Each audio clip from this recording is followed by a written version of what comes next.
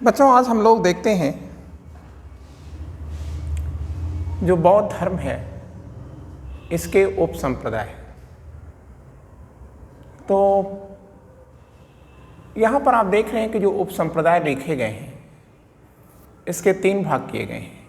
एक हीनयान, दूसरा महायान और तीसरा वाम मार्ग। वाम मार्ग को भी विभाजित किया गया है और कहा गया है कि वाम मार्ग में भी 2 प्रकार के लोग हैं, एक है वज्रयान और दूसरा है कालचक्रयान। अब हमको यहाँ जानना था कि ये हीनयान और महायान की उत्पत्ति कहाँ होती है, मतलब इनकी ओरिजिनेशन कहाँ, ये कहाँ से ओरिजिनेट हो रहे हैं। तो ये कहा था कि ये कश्मीर के कुंडल वंश से उत्पन्न होते हैं, या आप कह सकते हो कि चौथी जो बौद्ध कांग्रेस हो रही थी या काउंसिल हो रही थी, चौथी बौद्ध संगीत में ही यह बौद्ध धर्म 2 भागों में बट गया था, एक हीनयान में और दूसरा महायान में।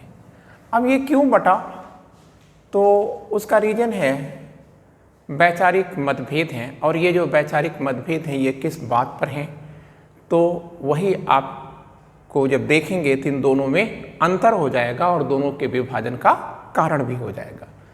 तो देखिए, हीनयान क्या मानता है। पहली चीज आप याद रखिएगा कि हीनयान व्यक्तिवादी है, व्यक्तिवादी है।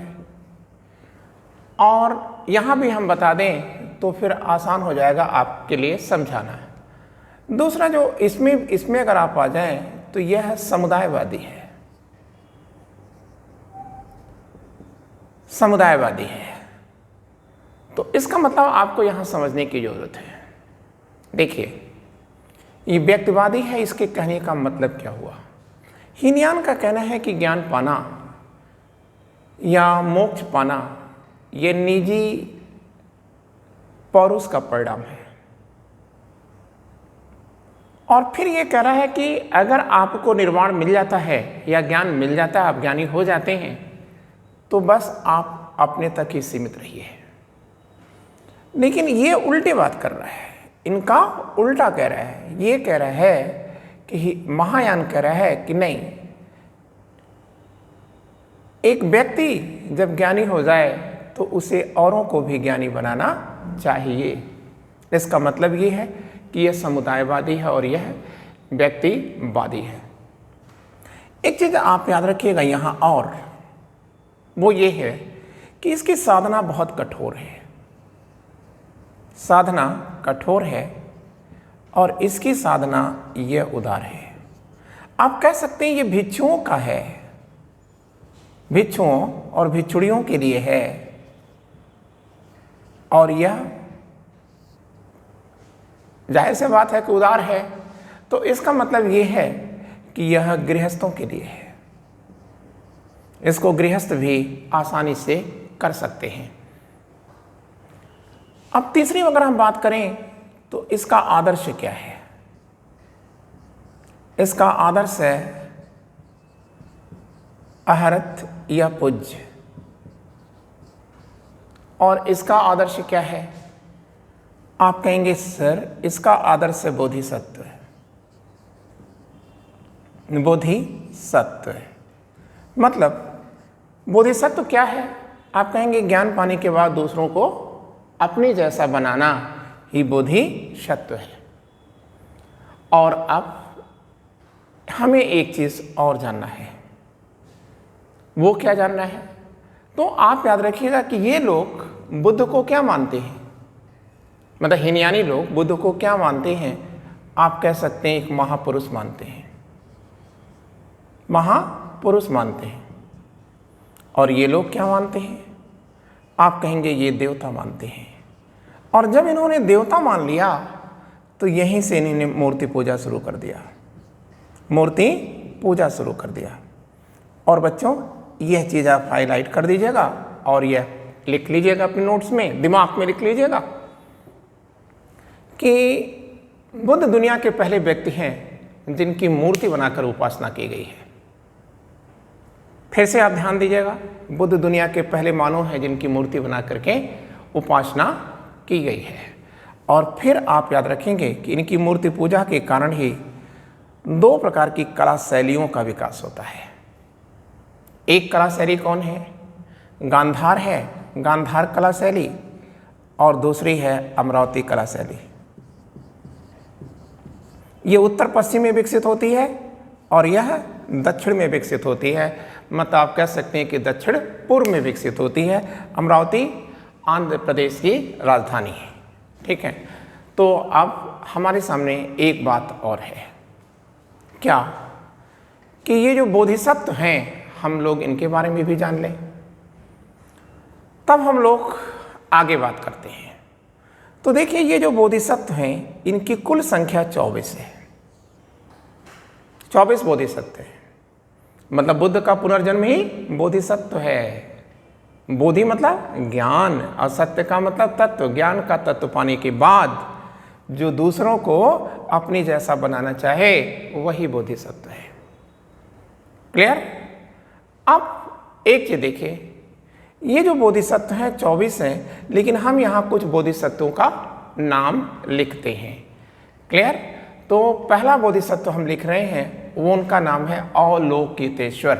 यहाँ लिख रहे हैं अवलोकितेश्वर। तो अवलोकितेश्वर को बच्चों और किसी नाम से जाना जाता है? आप कहेंगे एसर या पद्म पाणी। तो ये क्या है? पद्म है हाथ में जिसके, पद्म मतलब कमल। तो अवलोकितेश्वर कैसे बोधिसत्व हैं? आप कहेंगे इनके हाथ में कमल का फूल होता है। ठीक है, और दया करना इनका कार्य है। अब एक आता है मंजूश्री। अगला बोधिसत्व है मंजूश्री। और मंजूश्री ये कौन है? आप कहेंगे कि सर इनके हाथ में, एक हाथ में खड्ग, खड्ग मतलब डैगर, खंजर, और दूसरे हाथ में किताब है। मतलब एक हाथ में खड्ग और दूसरे हाथ में किताब। और इनकी तुलना किससे की जाती है? हिंदुओं के सरस्वती से की जाती है। सरस्वती देवी से की जाती है। और अब है वज्र पाणी। वज्र पाणी, और इनके हाथ में क्या है? वज्र है, वज्र है। क्लियर? और ये क्या है? सत्य, मतलब सत्य और असत्य के देव हैं। मैत्रेय, मैत्रेय ये अगले अवलोकितेश्वर, अरे सॉरी, बोधिसत्व हैं। और सबसे ज़्यादा मूर्तियों का निर्माण गांधार शैली में, सबसे ज़्यादा मूर्तियां अगर किसी की बनाई गई हैं तो मैत्रेय नाथ की हैं। लेकिन याद रखिएगा, मैत्रेयनाथ भविष्य के बुद्ध हैं, मतलब अभी इनका अवतार होना शेष है। क्लियर? तो आपने ये सारी की सारी चीज़ें देख लिया। इन दोनों में क्या अंतर है आपने ये भी जाना, बोधिसत्व क्या है। क्लियर? अब हम आपके सामने दूसरी बात कर रहे हैं। दूसरी बात ये करेंगे कि महायान और हीनयान की ब्रांचेज भी हैं। तो थोड़ा सा आप लिख लीजिए, पहले आप कर दीजिएगा, हीनयान करने के बाद फिर उसे, छोटा सा मैटर है, इसमें कुछ प्रॉब्लम नहीं है। तो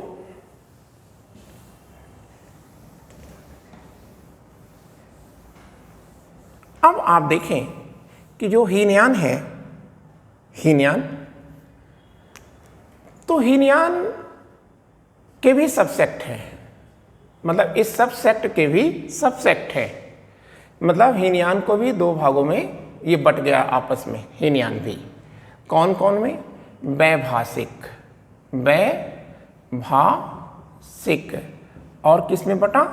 सौतांत्रिक में बट गया। सौतांत्रिक में वैभाषिक लोग कौन है? जो विभाषा शास्त्र के आधार पर अपना आचरण करते हैं। और सौतांत्रिक कौन है? जो सूत्र पिटक में विश्वास करते हैं और उसके अनुसार अपना व्यवहार करते हैं, उन्हें ही सौतांत्रिक कहा जाता है। अब ठीक इसी प्रकार से महायान के बारे में भी कर लीजिए आप। महायान भी दो भागों में बंटता है। एक क्या है, आप कहोगे कि सर विज्ञानवाद, और दूसरा है शून्यवाद। शून्यवाद और विज्ञानवाद। विज्ञानवाद, देखिए जो शून्यवाद है, ठीक है, इसी को सापेक्षवाद भी कहा जाता है। सापेक्षवाद भी कहा जाता है, ठीक है। और इसके प्रवक्ता कौन है या जनक कौन है? आप कहोगे कि सर नागार्जुन। नागार्जुन को क्या कहा जाता है? भारत का आइंस्टीन कहा जाता है, ठीक है। और इनकी किताब क्या है? आप कहोगे कि सर प्रसिद्ध किताब है माध्य कारिका, और इन्होंने ही सापेक्षवाद का सिद्धांत दिया है। क्लियर है? अब आपको एक चीज ये देखना है कि नागार्जुन को भारत का आइंस्टीन कहा जाता है, इसके साथ साथ बच्चों इन्हें दूसरा बुद्ध भी कहा जाता है। नागार्जुन को दूसरा बुद्ध भी कहा जाता है, ठीक है। अब देखिए जो नागार्जुन हैं, इन्होंने ही बौद्ध धर्म को दक्षिण में पहुंचाया है। बौद्ध धर्म को दक्षिण मतलब दक्षिण भारत में ले जाने वाले कौन है? नागार्जुन है। और इनका केंद्र क्या है दक्षिण में? आप कहेंगे नालगोंडा डिस्ट्रिक्ट में है। नालगोंडा डिस्ट्रिक्ट, ये नालगोंडा डिस्ट्रिक्ट में है नागार्जुन कोंडा। नागार्जुन कोंडा, और यही इनका मुख्यालय है। ठीक है। और बच्चों एक चीज और हमको याद रखना है, वो क्या याद रखना है कि नागार्जुन को ही भस्म थेरेपी का जनक कहा जाता है। भस्म मतलब धातुओं के भस्म से चिकित्सा का सिद्धांत किसने दिया है?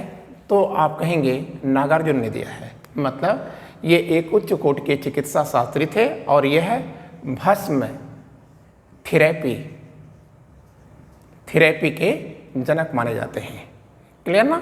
भस्म मतलब धातुओं का भस्म, धातुओं को जला करके जो भस्म बनाया जाता है, उससे चिकित्सा की विधान इन्होंने दिया है। क्लियर हो गया ये चीजें? और अब आपके सामने हम जा रहे हैं कहां पर? आप कहेंगे वाम मार्ग की तरफ चल रहे हैं।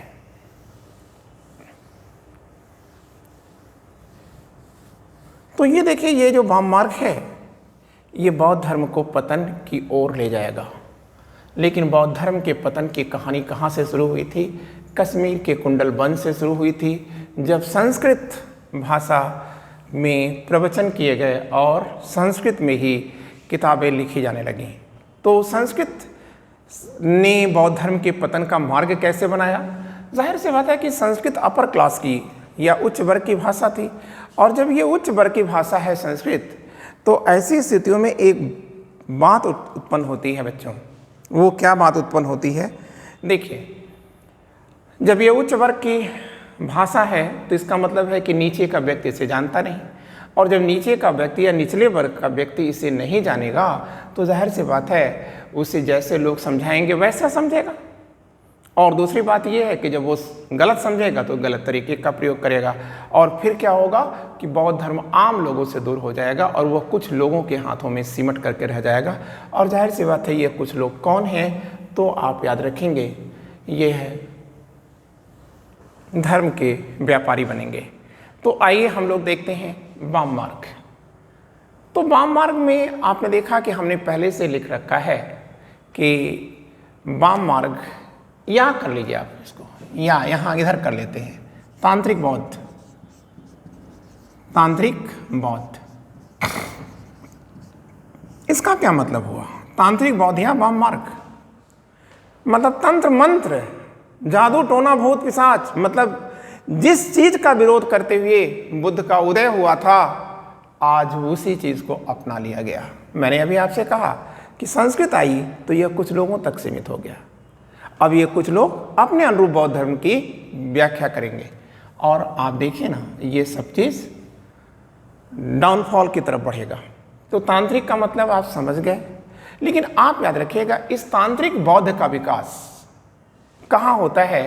आप कहोगे कि सर हिमालय की घाटी में बसे हुए 2 स्थान नेपाल और तिब्बत में होता है। क्लियर? और ये जो तांत्रिक हैं या वाममार्गी हैं, यह 2 भागों में बटे हुए हैं। वाममार्गी से क्यों कहा जा रहा है? तो आप याद रखिएगा, जो चीज दक्षिण मार्गी विरोध करते हैं उसी चीज को ये अपनाना चाहते हैं। मतलब मांस, मदिरा, मैथुन के माध्यम से ये क्या पाना चाहते हैं? मोक्ष। अब आप याद रखिएगा, जब ये मैथुन आया, ये धर्म का विषय बना, तो इसका परिणाम क्या होगा? इसका परिणाम होगा कि यहाँ पर सबसे ज़्यादा अगर किसी का एक्सप्लॉइटेशन होगा तो स्त्रियों का एक्सप्लॉइटेशन होगा, और जो बौद्ध मठ हैं वह सब किसमें बदल जाएंगे? तो आप कहेंगे कि गलत कार्य के केंद्र बन जाएंगे। अब वज्रयान में आपने ये चीज देखा, फिर आप एक चीज और देखिए, वज्रयान की इष्ट देवी कौन है? तो आप कह दीजिएगा इष्ट देवी इनकी तारा देवी है, तारा देवी। क्लियर हो गया? और इनकी किताब क्या है, किसमें इनका दर्शन दिया गया है? आप कहेंगे 2 किताबें हैं सर, एक आर्य मंजू श्री मूलकल्प और दूसरा है गुहा समाज। एक मैटर शायद मुझसे छूट गया, और हमने शून्यवाद या सापेक्षवाद को तो बताया, लेकिन विज्ञानवाद को माइंड से स्लिप कर गया। तो विज्ञानवाद में आपको कुछ नहीं करना था, बस एक चीज लिख देना था, मन ही विज्ञान है। मन की सत्ता को या चित्त की सत्ता को स्वीकारा है इन्होंने, किसने? विज्ञानवाद ने। और विज्ञानवाद के जनक हैं मैत्रेयनाथ। मैत्रेयनाथ और मैत्रेयनाथ को और मैत्रेयनाथ इसके जनक हैं, लेकिन इस विज्ञानवाद को फैलाया किसने था? अशंग ने फैलाया था। बस इतनी सी ही बात है, और कोई जानकारी यहां पर नहीं है। तो अब हमारे सामने बात आई कि ये कौन कौन सी किताबें हैं। तो ये देखिए, आर्य मंजू श्री मूलकल्प और गुहा समाज, यह है वज्रयान का दर्शन, इसी में दिया गया है। अब हम लोग देखेंगे कालचक्रयान। कालचक्रयान में क्या है? आप कहेंगे सर यह देखिए, जो वज्रयान का विकास होता है वो 6वीं-7वीं सेंचुरी से होता है, ईस्वी में होता है, और इसका 9वीं सेंचुरी एडी से शुरू होता है, 9वीं शताब्दी ईस्वी से शुरू होता है। ठीक है, और इसकी जो इष्ट देवी हैं वो है चक्रेश्वरी देवी। चक्रेश्वरी देवी हैं। ये भी मांस, मदिरा, मैथुन के द्वारा ही सब कुछ करना चाहता है। ठीक है, और इसका जो ग्रंथ है दर्शन, जिस ग्रंथ जहाँ पर इसका दर्शन दिया गया वो 2 हैं। एक है विमल प्रभा, विमल प्रभा में इसका दर्शन दिया गया है, और दूसरा क्या है? तो आप कहोगे काल चक्र तंत्र है। काल चक्र तंत्र है। क्लियर? और इसमें और ज़्यादा जानकारी संभव नहीं है। लेकिन अब हम देखते हैं कि विदेशों में बौद्ध धर्म कैसे पहुंचता है। तो देखिए, जो विदेशों में बौद्ध धर्म है, पहले तो आप हेडिंग डालिए, विदेशों में बौद्ध धर्म का प्रसार। ठीक, तो हम लोग देखते हैं विदेशों में बौद्ध धर्म का प्रसार कैसे हो रहा है।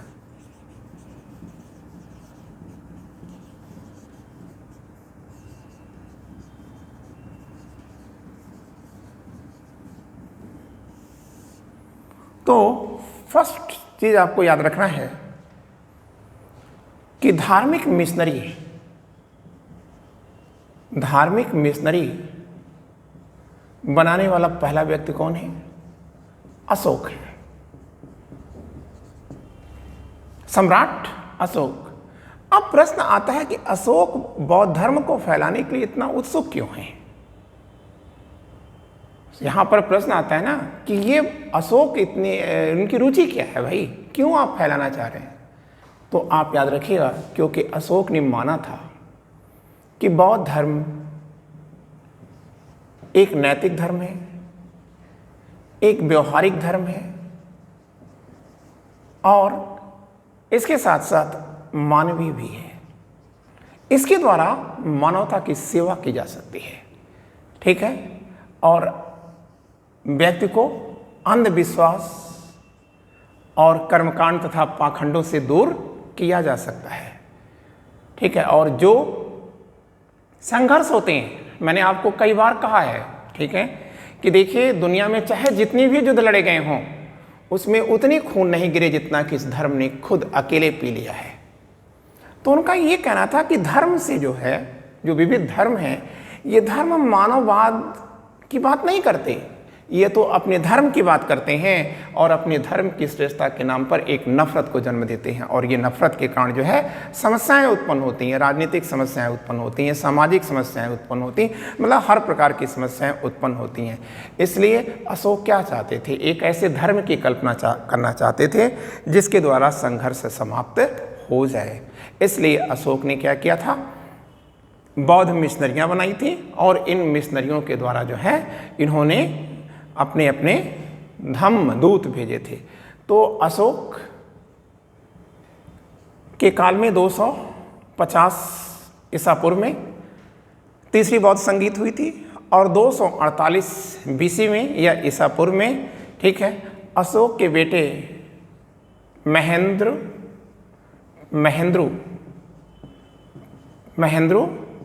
और उनकी बेटी संघमित्रा ये कहाँ जा रहे हैं, बोधि वृक्ष की शाखाएं लेकर के, बोधि वृक्ष की शाखा लेकर के कहाँ जा रहे हैं, श्रीलंका जाते हैं, यहाँ सिंघल जाते हैं और यहाँ के जो शासक हैं तिस, उनको ये बौद्ध धर्म में कन्वर्ट करते हैं, ठीक है। लेकिन याद रखिएगा, बौद्ध धर्म का जो व्यापक प्रचार किया, ठीक है, वो किसने किया था? तो आप कहोगे कि सर 5वीं शताब्दी ईस्वी में बुद्ध घोष ने बौद्ध धर्म को सर्वाधिक श्रीलंका में स्थापित कर दिया था। क्लियर? लेकिन हमको याद रखना है कि ये जो महाद्वीप हैं, अफ्रीका, यूरोप के देशों में बौद्ध धर्म को कौन लेकर जाता है? तो आप कहेंगे अशोक के धम्मदूत लेकर जाते हैं। क्लियर ना? अशोक के धम्मदूत ही, ठीक है, इन विचारों को लेकर के जाते हैं, ठीक है। अब हमको एक चीज और भी जानना है, एशिया भी लिख लीजिए आप। हाँ, एशिया अफ्रीका में बौद्ध धर्म को स्थापित करने वाला कौन है? अशोक हैं और अशोक के धम्मदूत हैं। बच्चों यहाँ हमें एक चीज़ और देखना है, ठीक है। चीन में बौद्ध धर्म सिल्क मार्ग से जाता है। चीन में जो बौद्ध धर्म है, चीन मतलब मध्य एशिया, तो चीन में बौद्ध धर्म कैसे गया है? आप कहेंगे सिल्क मार्ग से गया है। मतलब सिल्क मार्ग से व्यापारी चलते थे और इन्हीं व्यापारियों के माध्यम से यहाँ गया है। और अब जब चीन में बौद्ध धर्म पहुँचता है तो वहाँ इसे किस नाम से विकसित किया जाता है? जैन के नाम से विकसित किया जाता है, जैन। लेकिन कालांतर में जैन विभाजित हो जाता है और फिर वहाँ पर किस नाम से जाना जाता है? सोटो और रिजाई के नाम से यह दो भागों में बट जाता है, ठीक है। और चीन से ही बौद्ध धर्म जापान में पहुंचा था और जापान में बौद्ध धर्म किस नाम से जाना जाता है? जोडो के नाम से जाना जाता है, जोडो। क्लियर? अब हमको इन मैटर के बाद एक मैटर और करना है और वो है जो महत्वपूर्ण है, नेपाल, भूटान और चीन। ये तीनों याद रखिएगा, नेपाल याद रखिएगा, भूटान याद रखिएगा और चीन याद रखिएगा। इनमें बौद्ध धर्म को ले जाने वाला प्रमुख भिक्षु कौन था? तो आप कहेंगे सतवीरा, ठीक है, यह लेकर के जाता है, इन तीनों ही क्षेत्रों में लेकर जाता है। अब हमको एक चीज और पढ़ लेना चाहिए, मेरी समझ से महत्वपूर्ण हो सकता है आपके लिए, वो है जैन धर्म और बौद्ध धर्म में क्या विषमता है और क्या समता है।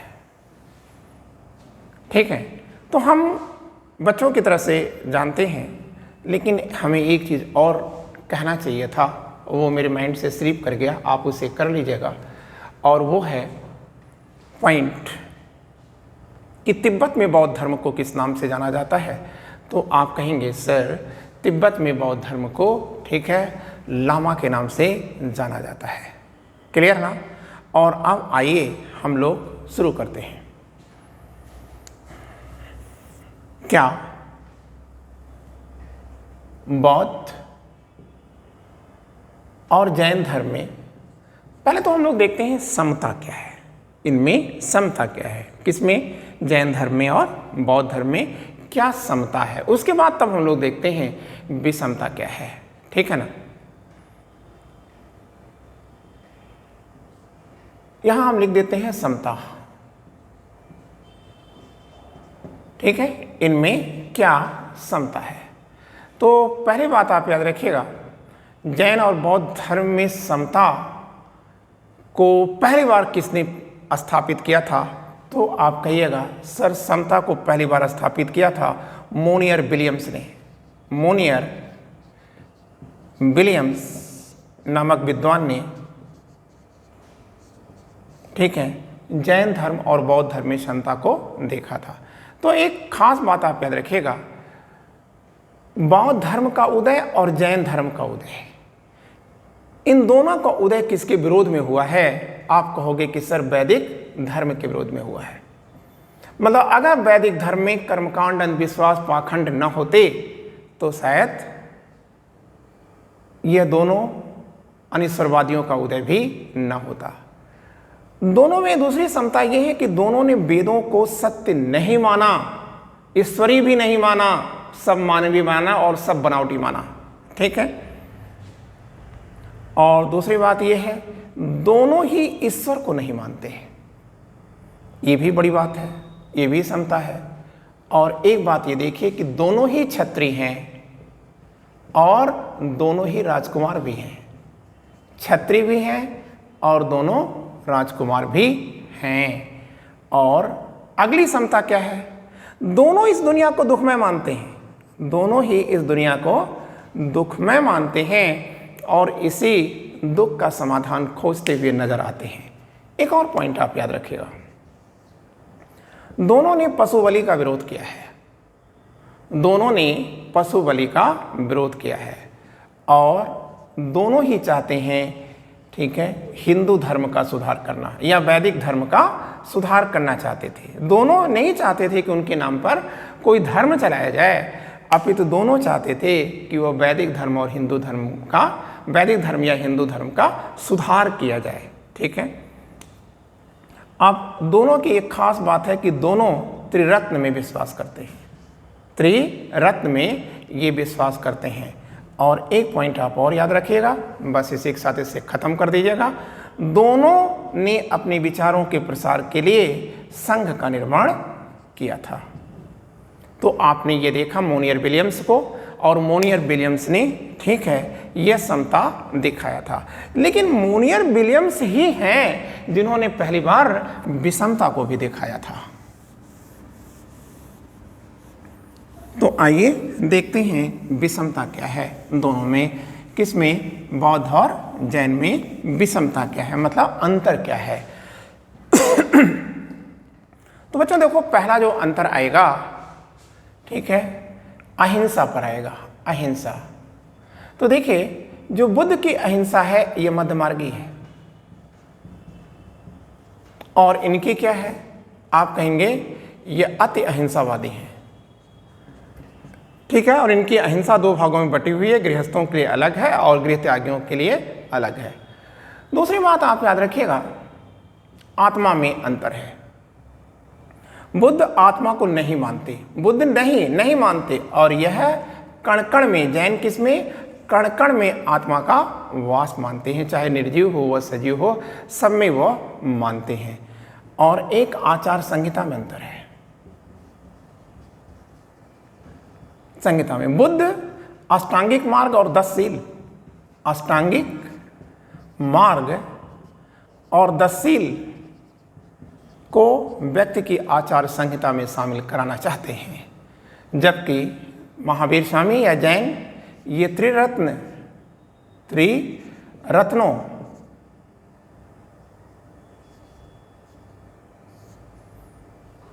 के आधार पर व्यवहार करना चाहते हैं। ठीक है, एक और अंतर है, धर्म ग्रंथों की भाषा में अंतर है। ठीक है, देखिए जो धर्म ग्रंथ हैं, बौद्धों का जो धर्म ग्रंथ है ये पाली भाषा में लिखा गया है, और जबकि इनका प्राकृत भाषा में, जैनों का प्राकृत भाषा में है। लेकिन समता में जाकर आप एक पॉइंट और लिख लीजिएगा, वो ये कर दीजिएगा कि बौद्ध और जैन दोनों ने अपने अपने जो क्षेत्रीय भाषाएं हैं, लोकल भाषाएं हैं, दोनों ने अपनी लोकल भाषाओं में ही अपने संदेश दिए हैं। ये भी एक समता है। लेकिन यहाँ आप देख रहे हैं धर्म ग्रंथ इनके पाली में है और इनके प्राकृत में है। लेकिन एक बात और आप याद रखिएगा, वो क्या है, इनके जो धर्म ग्रंथ हैं, किसके, बुद्ध के, इन्हें त्रिपिटक कहा जाता है, त्रिपिटक कहा जाता है। और इनके धर्म ग्रंथों को आगम और पुराण के नाम से जाना जाता है। श्वेतांबरों का धर्म ग्रंथ है आगम, और ये किसका है, दिगंबरों का है पुराण। और बच्चों एक चीज़ और है, और वो है हिंदुओं से संबंध। हिंदुओं से संबंध की अगर हम लोग बात करें तो देखिए उसमें ये क्या कहते हैं। देखिए बुद्ध जो चाहते हैं वो हिंदू धर्म से बहुत दूरी बनाना चाहते हैं। ठीक है, लेकिन जो जैन धर्म है वह हिंदुओं के काफ़ी करीब है। ठीक है, कैसे करीब है, देखिए जो इनके मंदिर होते हैं, ठीक है, एक तो और अभी अंतर है, इनके जो मंदिर होते हैं, बौद्धों के मंदिर होते हैं, उनको चैत्य कहा जाता है, और इनके मंदिर को वदिश कहा जाता है। लेकिन वदिश का जो पुरोहित होता है ये ब्राह्मण होता है, हिंदुओं का ब्राह्मण होता है, जिसे उपाध्याय कहा जाता है। वैसे ब्राह्मणों में एक ब्राह्मण ऐसा भी होता है जिसे उपाध्याय कहा जाता है, अशोक उपाध्याय। ठीक है, ऐसे सब लिखते हैं। ठीक है, टाइटल भी आती है। और बच्चों इसके बाद हमारा जो अगला टॉपिक शुरू होगा वो होगा बौद्ध धर्म के पतन का क्या कारण है। लेकिन पहले तो हमको ये जानना चाहिए था कि बौद्ध धर्म के उत्थान का क्या कारण है।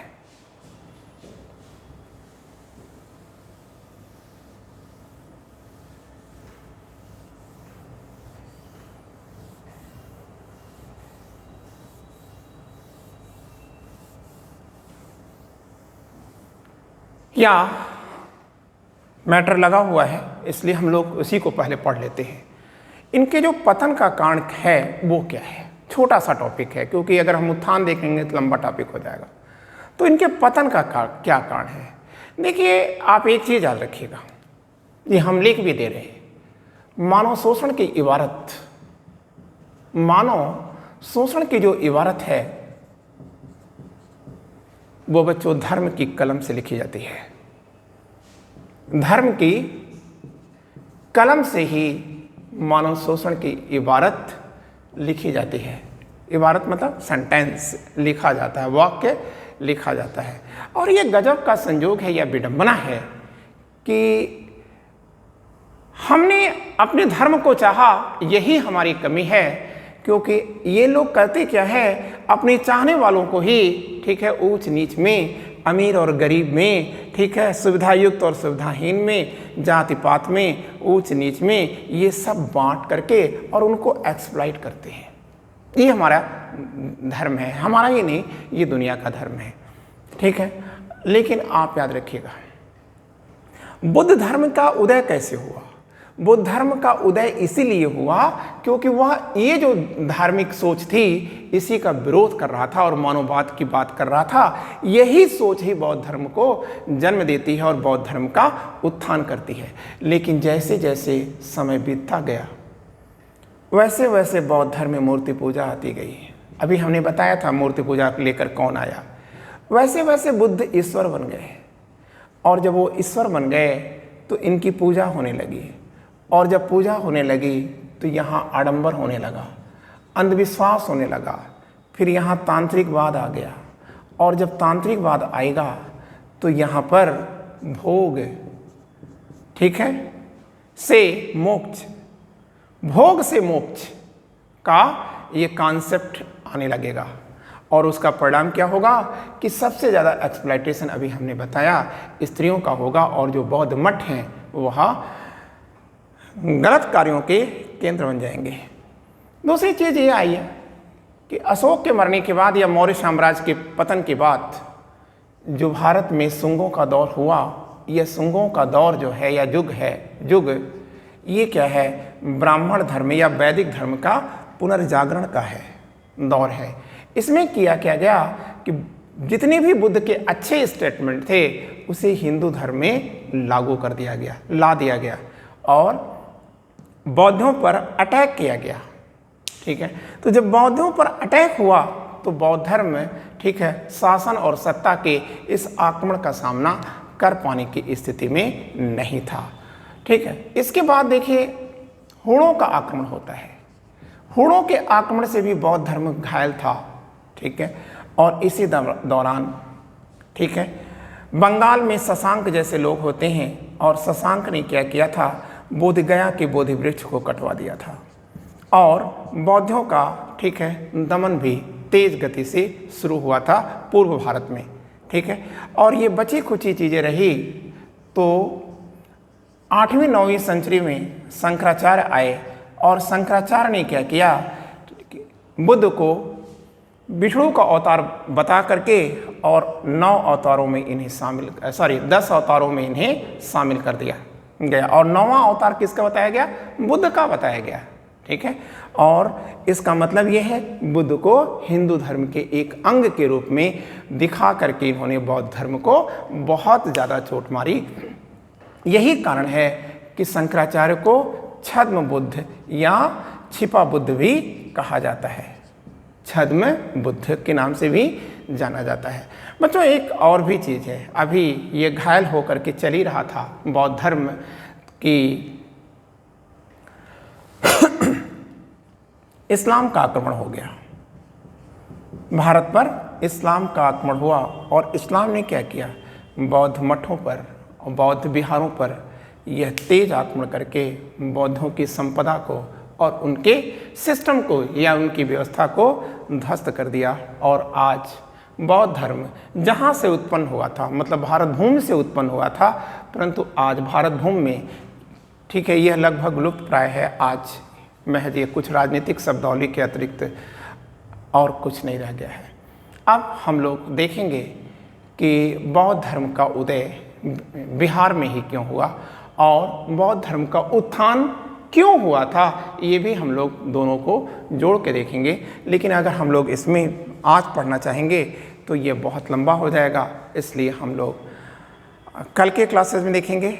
आज इतना ही। विशिंग ऑल द लक बच्चों। अब मुझे पूरा विश्वास है कि आप अपना अध्ययन कर रहे होंगे, और आपको शायद अब मुझे लग रहा होगा या आपको लग रहा होगा, मुझे तो लग ही रहा था, ठीक है, कि ऑफलाइन क्लासेस और ऑनलाइन क्लासेस में शायद ऑनलाइन क्लासेस आपको अब बेहतर लग रहा होगा, क्योंकि आपको हर तरीके से एक बेहतर परिस्थिति मिल रही है, मैटर भी मिल रहे हैं। हाँ, थोड़ी मेहनत ज़रूर है, ठीक है, क्योंकि उसे देखना और उसे लिखना।